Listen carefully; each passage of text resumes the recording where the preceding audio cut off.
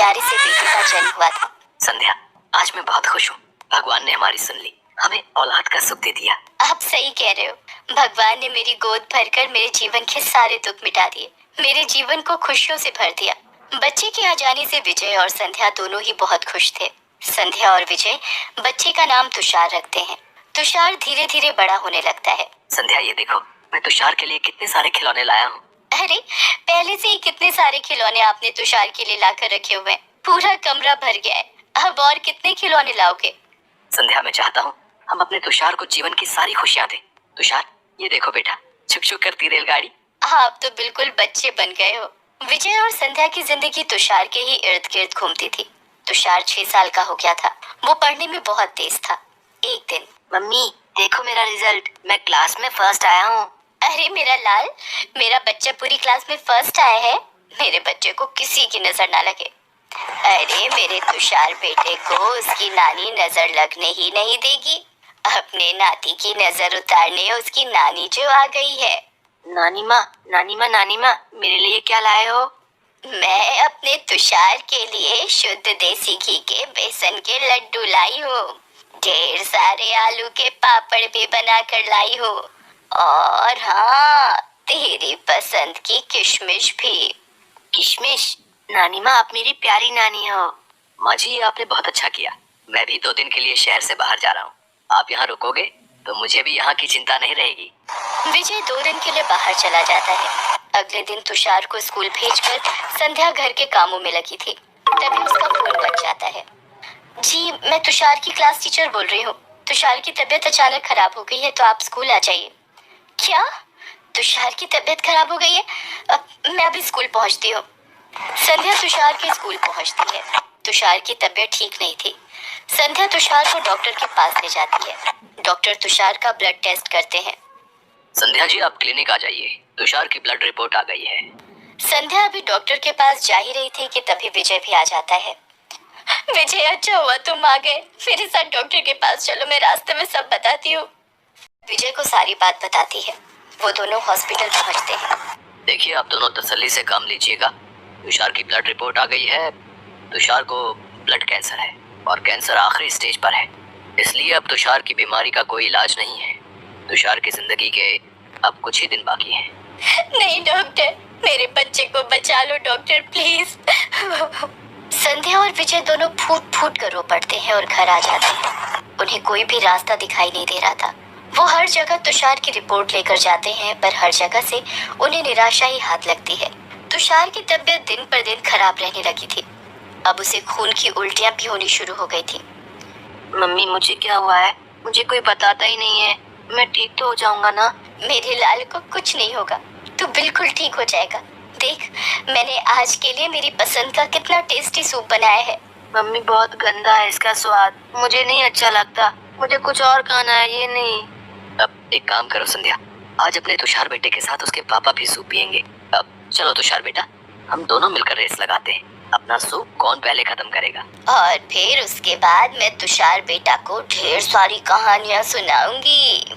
तुषार की तबीयत को लेकर संध्या, विजय और नानी तीनों मन ही मन बहुत रो रहे थे, पर तुषार के सामने वो हंसने का नाटक करते हैं। संध्या जी, अब तुषार ऐसी स्टेज पर आ गया है जब हमें उसे हॉस्पिटल में एडमिट करना पड़ेगा। हमारे पास और कोई चारा नहीं है। डॉक्टर, कोई तो इलाज होगा दुनिया में। कोई तो ऐसी जगह होगी जहाँ मेरे बच्चे की बीमारी का इलाज मिल जाए। मैं पैसा, धन दौलत सब कुछ लगाने को तैयार हूँ। अपना घर जायदाद सब बेच दूंगा, पर मेरे बच्चे को बचा लो डॉक्टर।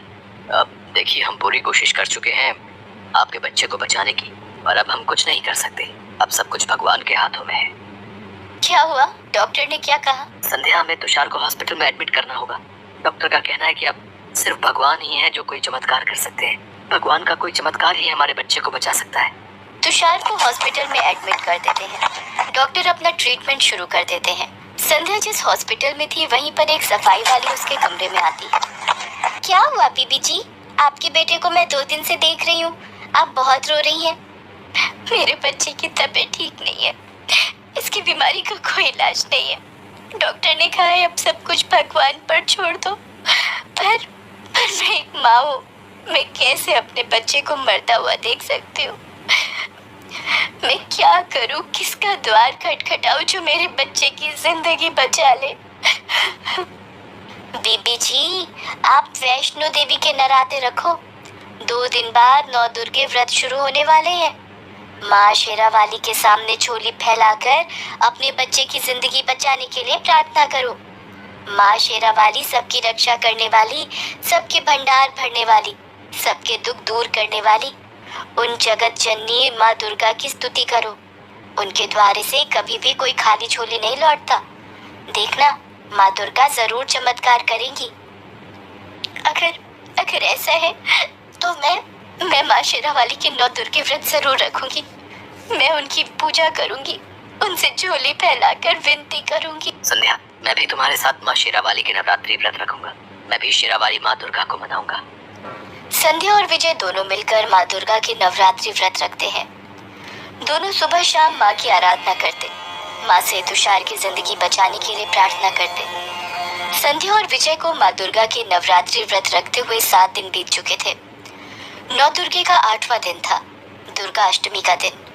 संध्या और विजय कन्या पूजन करके तुषार और नानी के लिए प्रसाद लेकर हॉस्पिटल पहुंचे तो नानी ने उन्हें कहा, पता नहीं तुषार को क्या हो गया है, बार बार कुछ बोल रहा है, कुछ समझ नहीं आ रहा। एक बार तुम पूछो क्या बात है। मम्मी मम्मी, मैंने सपना देखा, बहुत सुंदर ऊंचे ऊंचे पहाड़ हैं, लाल चुनरी में सजी शेर पर सवार हुई माता है। वो मेरे सिर पर हाथ फेर रही हैं और उन्होंने मुझे कहा कि वो मुझे कुछ नहीं होने देंगी, वो मुझे बिल्कुल ठीक कर देंगी। बस उसके बाद वो गायब हो गई और मेरा सपना टूट गया। विजय, मुझे तो लगता है माँ शेरावाली, माँ वैष्णो देवी शायद हमें बुला रही हैं।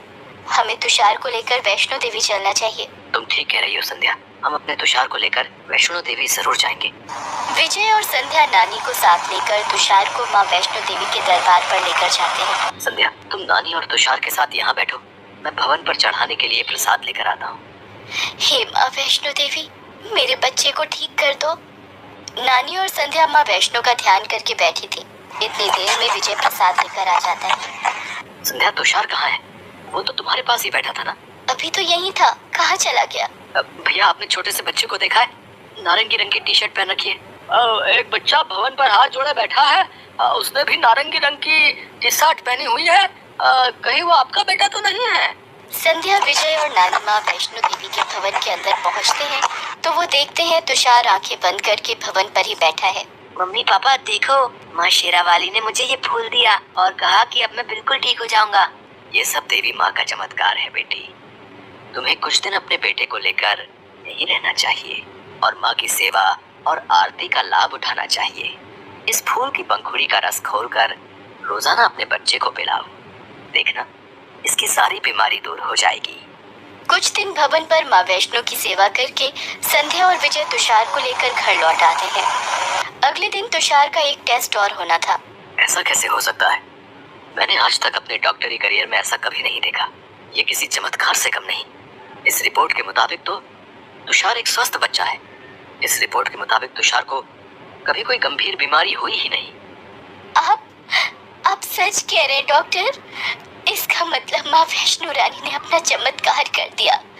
आपकी जय हो माँ, आपने मेरे बच्चे की जिंदगी बचा ली। मेरा तुषार। जयकारा शेरावाली दा। बोल साचे दरबार की जय।